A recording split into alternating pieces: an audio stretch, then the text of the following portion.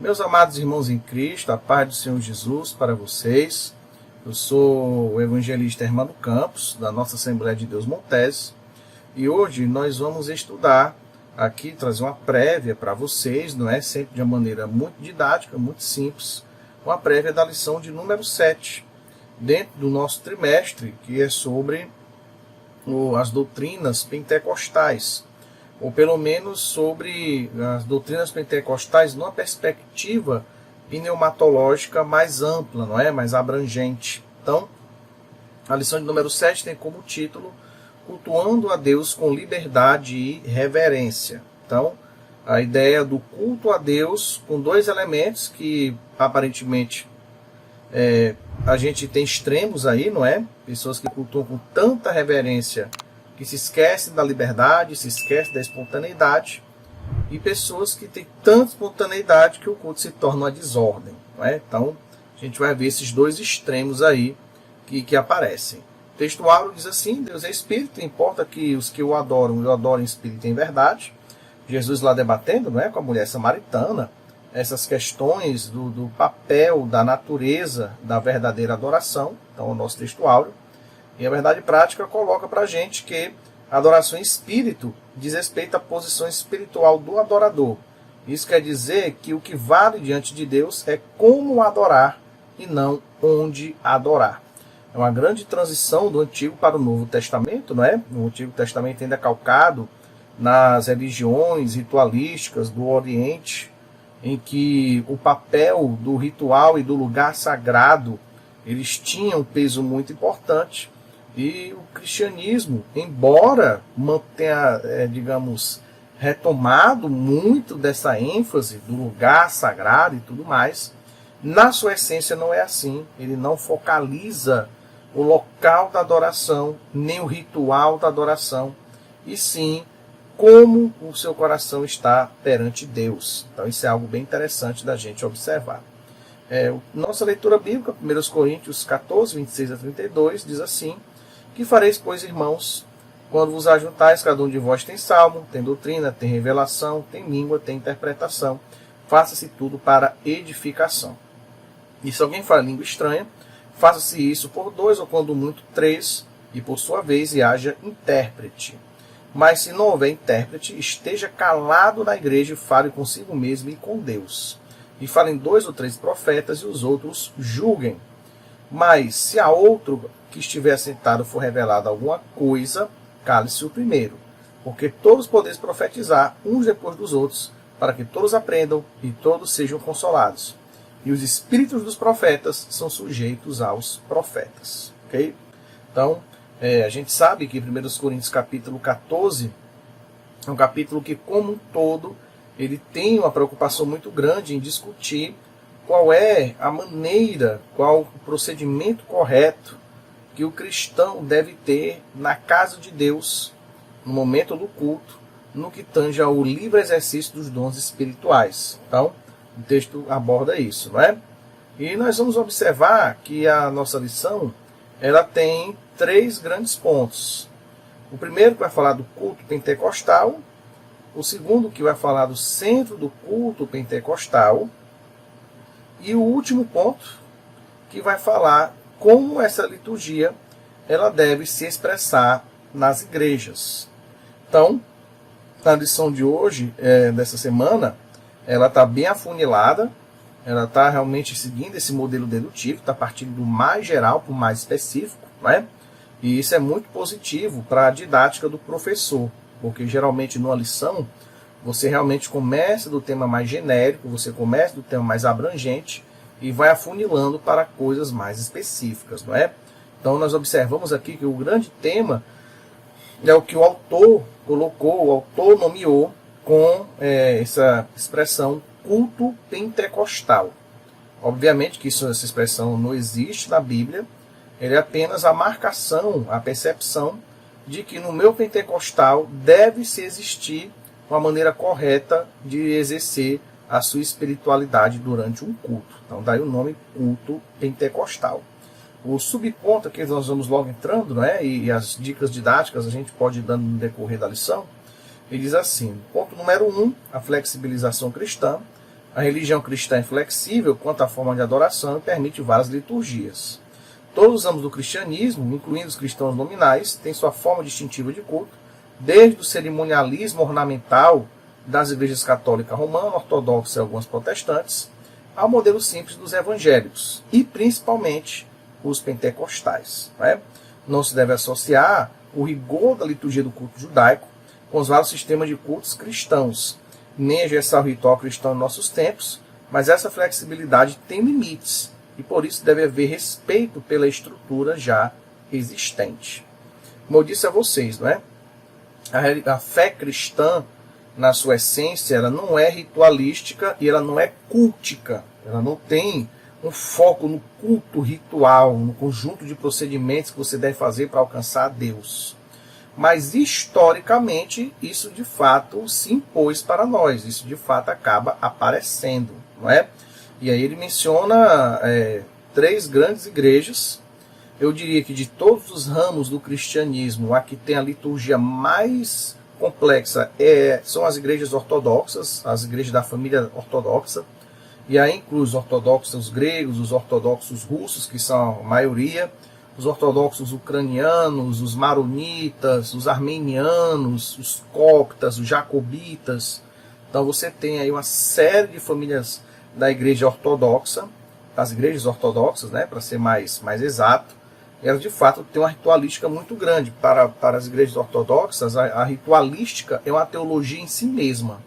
Uma coisa muito interessante. Eles têm uma tendência muito grande a equiparar liturgia com teologia.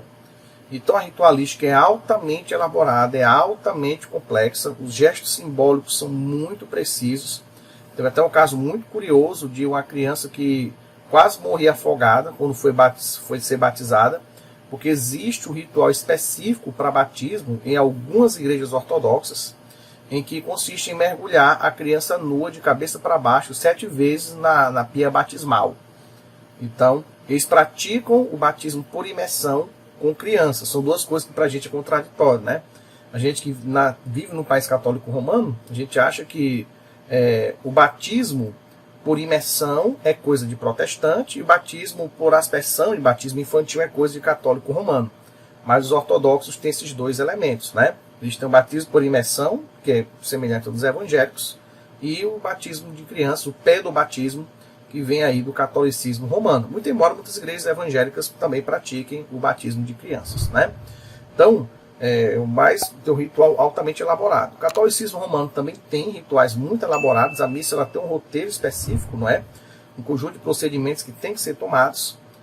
Os protestantes históricos também. Os protestantes históricos eles têm uma liturgia muito bem calcada, muito bem organizada.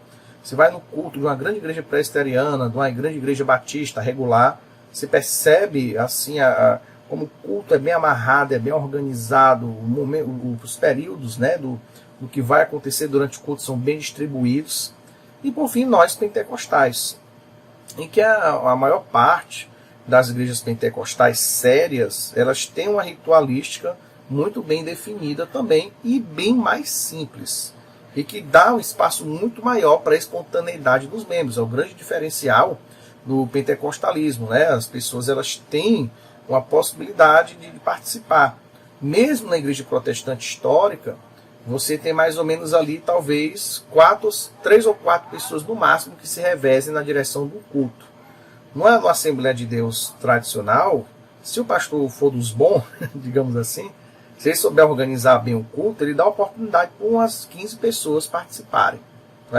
Um obreiro faz a oração inicial, 2 irmãs louvam os hinos na harpa, um obreiro faz a leitura da palavra, um outro obreiro dá oportunidade para os conjuntos, um outro obreiro é convidado para louvar e tirar as ofertas, uma outra irmã, um outro grupo de irmãs chamado por louvor congregacional, um outro obreiro ora pelo pregador, o pregador prega, depois o outro obreiro pode fazer um apelo, depois, se tiver testemunho, o outro irmão pode contar o testemunho e o pastor só fecha o culto.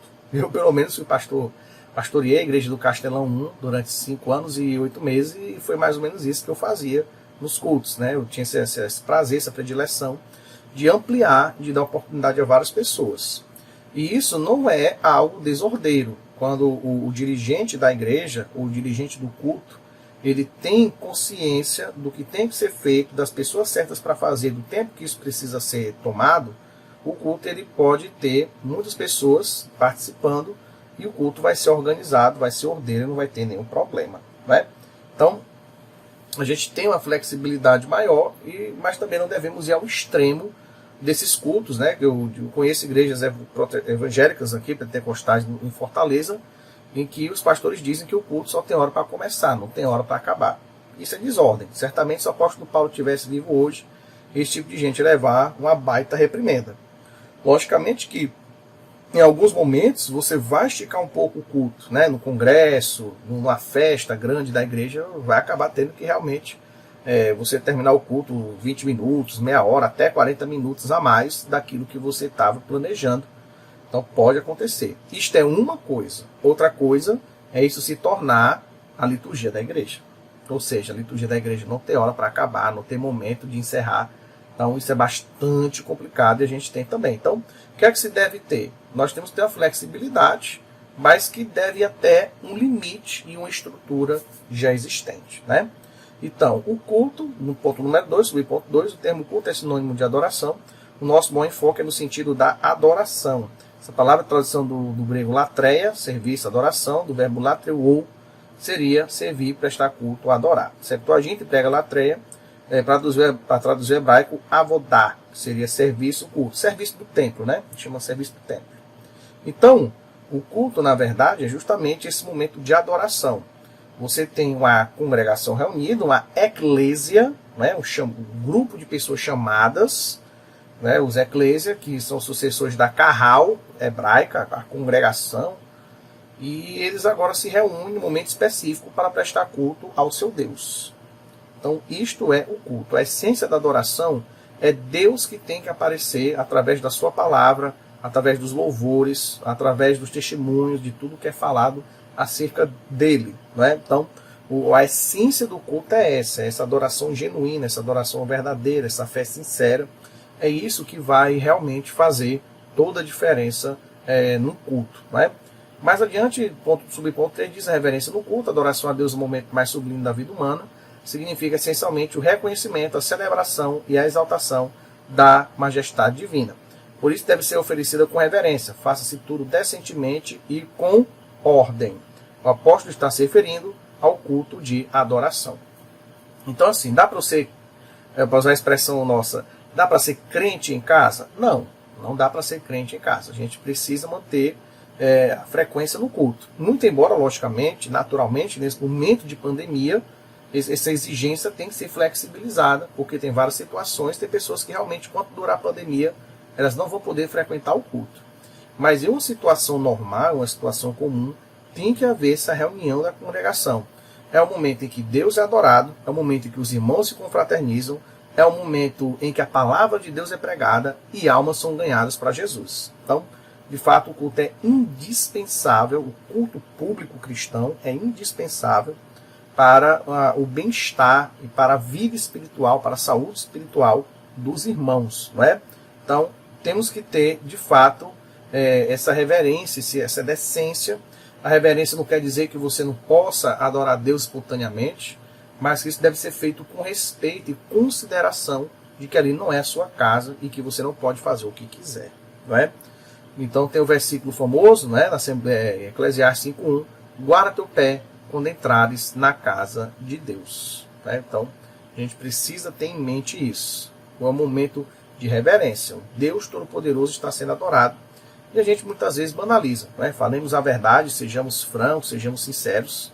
A gente precisa ter muito cuidado com essa banalização. E aí tem várias maneiras. Né? O autor da revista coloca, por exemplo, ficar usando o celular no momento do culto. Mas tem mil maneiras. Né? Pessoa que dorme, pessoa que aproveita a hora da pregação para ficar lendo a Bíblia, em vez de prestar atenção na pregação. Pessoas que têm uma dificuldade de se calar durante o culto e passa o culto inteiro conversando e a gente percebe. Como também a gente que está no púlpito percebe os irmãos embaixo e os irmãos embaixo percebem a gente do púlpito se estiver fazendo essas coisas. Tudo isso mostra, de fato, uma falta de consciência do que é o culto. Não é? E, por fim, o segundo ponto, agora ele coloca o centro do culto pentecostal. E ele vai dizer, né, no subponto número 1, sempre da nossa adoração: alguns opositores da obra pentecostal costumam nos acusar em nossos cultos de darmos ênfase ao Espírito Santo acima de Jesus. É uma maneira sutil de nos chamar de montanistas, né? Para quem não conhece, o montanismo é uma heresia que afirmava de fato isso, né? Que o papel do Espírito Santo, ele na vida da igreja é superior ao papel de Jesus Cristo, e que inclusive o Paráclito, o Espírito Santo, teria os seus mensageiros, do qual o próprio Montano, que era um líder cristão do século II, ele se considerava o arauto do Paráclito. Então, ele rejeitava as ordenações tradicionais da igreja, ele rejeitava a liturgia tradicional da igreja, mas ele acabou também criando a liturgia em torno de si mesmo. Não é? Trata-se da interpretação equivocada a nosso respeito. O Senhor Jesus é o centro da nossa adoração e da mensagem pregada pelas Assembleias de Deus.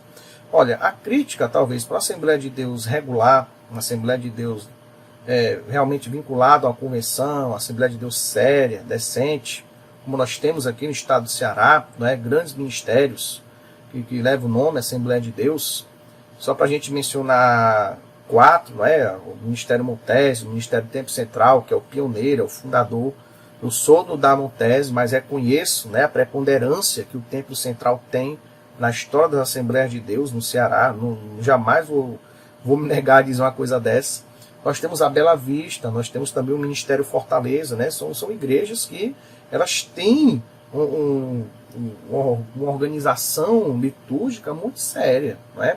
E que se seus dirigentes realmente começarem a transformar o culto a Deus em baderna, pode ter certeza que os pastores de setor e as lideranças ministeriais vão estar em cima, observando e coibindo esses abusos. Eu digo isso porque, de fato, eu já presenciei, não só em uma ocasião, em que determinados irmãos desordeiros queriam baldear o culto, e o nosso pastor realmente ia lá e repreendia, e em alguns casos extremos até teve que expulsar do lugar do templo para evitar esse tipo de confusão, não é?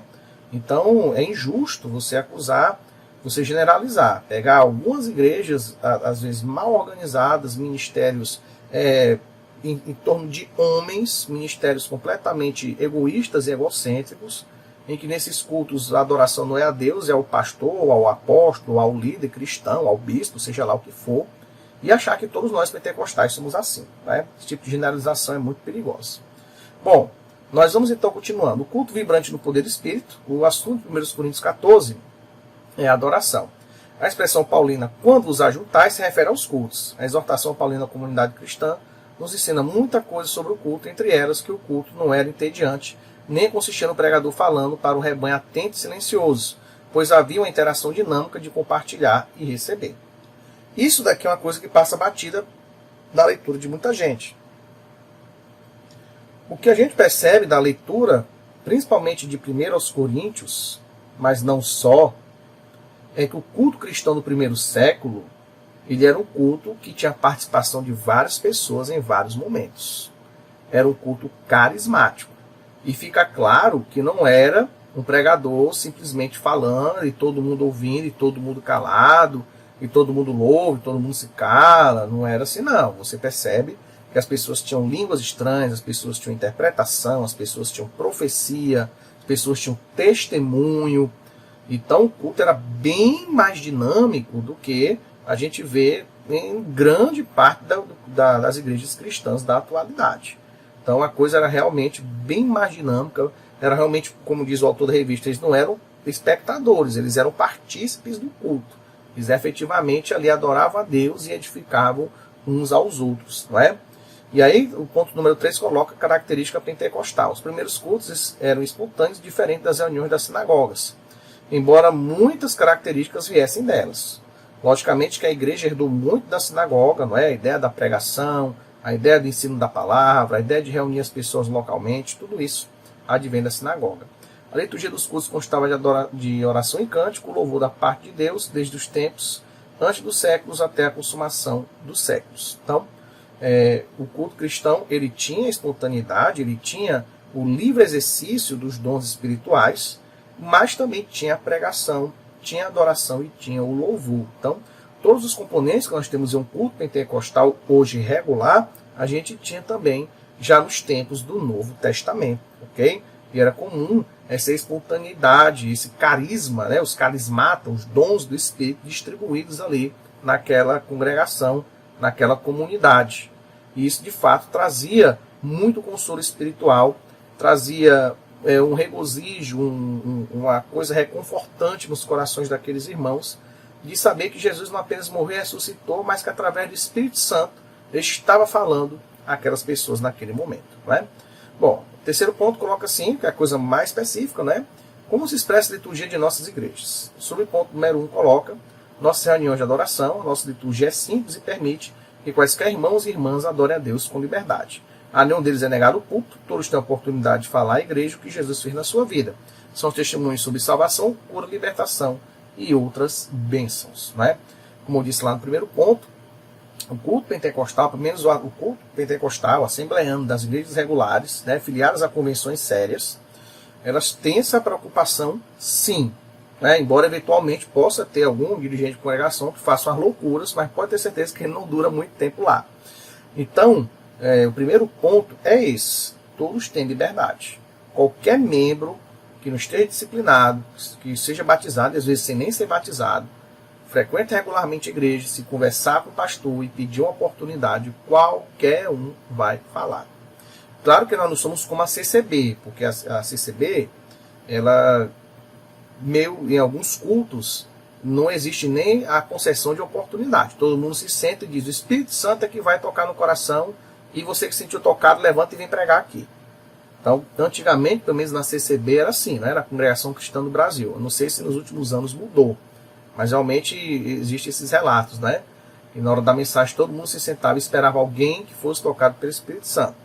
Na Assembleia de Deus não existe isso, mas existe sim a liberdade de cada um que voluntariamente quiser falar, tem essa oportunidade, ok? E por isso mesmo, às vezes, você tem alguns problemas, né? Porque às vezes você tem muita gente que quer falar, muita gente que quer louvar, e o culto pode acabar sendo um pouco desordeiro, né? Então, fica na figura do pastor, do dirigente do culto, que não é só o pastor, né? No culto de jovem que dirige a liderança de mocidade, no culto de senhoras que dirige a liderança de mulheres. Então, todo mundo tem que estar atento para isso. Você tem que calcular a hora do culto, quanto tempo o culto vai durar, começar na hora certa, né? Pelo menos aí com 15 minutos, no mínimo, talvez até menos. Tentar organizar e programar o culto para terminar na hora certa, ou seja, 8 ou 9 horas, né? Na maioria das igrejas assembleianas são assim. Aliás, a hora que o culto termina, ou às 8 ou às 9 horas, porque aí você se resguarda para qualquer eventual imprevisto que acontecer. Né? E aí talvez terminar 9 e 10, não sei, dependendo do contexto que você está. Então, o respeito ao horário e o respeito às coisas que tem que acontecer no culto são muito importantes. E, acima de tudo, tem uma coisa que é um pedido pessoal, um apelo pessoal meu. Reserve pelo menos 40 minutos para a pregação da palavra. Que para mim, o ideal não era nem 40 minutos, era 1 hora. Porque é a palavra que edifica, é a palavra que salva, é a palavra que sustenta, é a palavra que traz renovação espiritual. Não é? Então, se o dirigente ele prepara um culto e dá 20 minutos para uma pregação, não é a pregação, é uma saudação esticada. Se ele dá 10 minutos para o culto, é só para dizer amém. Então, tem que haver pelo menos assim, um mínimo 40 minutos. E o ideal é que seja 1 hora, que a palavra de Deus seja pregada. Se todo dirigente se organizar, e ele vai conseguir dar oportunidade para muitas pessoas, e vai ser uma bênção, e o nome do Senhor vai ser glorificado, as pessoas vão adorar a Deus, elas vão abrir seus corações. Né? O último ponto diz assim, culto pentecostal. Nossas reuniões coletivas de adoração apresentam as mesmas características dos cultos em Corinto. Então, ele está colocando aqui, o autor da revista, que há uma semelhança. Muita gente vai achar isso ousado, essa declaração, vai achar atrevida, mas ela tem uma certa lógica, ela tem uma certa simetria. Porque nos cultos que a gente vê pelos relatos do apóstolo Paulo nas epístolas, eram cultos em que cada um falava uma parte, cada um tinha uma participação em um momento diferente, o que é muito parecido com o culto pentecostal nas igrejas mais regulares. Né? Então, que a gente possa ter espontaneidade para adorar a Deus, para falar línguas estranhas, para profetizar. Claro, o dom da profecia e da interpretação de línguas, ela não pode ser durante a pregação da palavra. Isso é uma falta de respeito com a palavra pregada. né? Mas na hora dos louvores ou na hora do encerramento do culto, ali que Deus for usar alguém, com certeza você tem essa liberdade se você verdadeiramente está sendo guiado pelo Espírito Santo. Porque, meu amigo, minha amiga, se você estiver com charlatanismo, cuidado com a mão de Deus, né? Bom, conclusão. O que precisamos saber do Novo Testamento é que ele não estabelece uma forma litúrgica de adoração, porque essa não parece ter sido a preocupação do Espírito Santo. Isso é uma coisa muito curiosa, né? O apóstolo Paulo não diz, irmãos, o culto tem que ser assim, o ritual assim, que levanta a mão assim, que abaixa assim, que fala frase tal, e vocês repetem frase tal, que vocês fazem assim 7 vezes, vocês fazem assim 5 vezes. Não tem nada disso, né? O que deve existir é decência e ordem. Fim de conversa. E junto à decência e à ordem, a espontaneidade e a liberdade dos irmãos em adorar a Deus. Então, meus amados irmãos, essa é a dica didática que eu posso dar para vocês, para essa lição. É pensar em exemplos do dia a dia. Claro, é sempre bom você ter exemplos que não mencionem nomes, que não mencionem locais, mas que mencionem situações. Pode ser que o aluno espontaneamente vá dar esses exemplos, vai dizer, ai, meu pastor... Aí você tem que ter o cuidado de dizer, meu irmão, não vamos mencionar nomes, nem mencionar locais, porque isso pode acabar prejudicando o pastor mencionado, não é? E a gente tem que lembrar que essa é a versão da ovelha. E se a versão da ovelha for falsa? E se a versão da ovelha foi que ela ouviu falar e o pastor nem fez aquilo? Aí você entra em maus lençóis se deixar tais comentários serem proferidos, não é? Então, durante a lição, se algum irmão, você pode até estimular os irmãos a dar algum exemplo, mas sempre dizer, meus irmãos, não mencione nomes, não mencione locais, mencione apenas a situação e diga por que você considera que a situação ela não respeitou a organização do culto. E aí você pode pegar os dois tipos de exemplos, né? Pegar o exemplo do extremo do formalismo, em que o dirigente do culto, por exemplo, cala a boca de alguém, não permite que o irmão se manifeste espontaneamente, como também o exemplo da desordem, né? Daquilo que não tem organização. Então, fica aí a seu critério, né? Cada professor conhece sua turma, tem turmas que talvez não vá dar certo, você assim, abrir muito para dar exemplo. Tem outras que são mais amadurecidas, você vai conseguir abrir para dar esse exemplo, não vai ter tanta polêmica. Então, você como professor, se utilize do bom senso, não é? E que Deus em Cristo abençoe, em nome de Jesus. Os nossos contatos sempre estão aí disponíveis, se vocês procurarem, e que a gente possa se encontrar aí na próxima lição. Amém? Que Deus em Cristo abençoe cada um de vocês.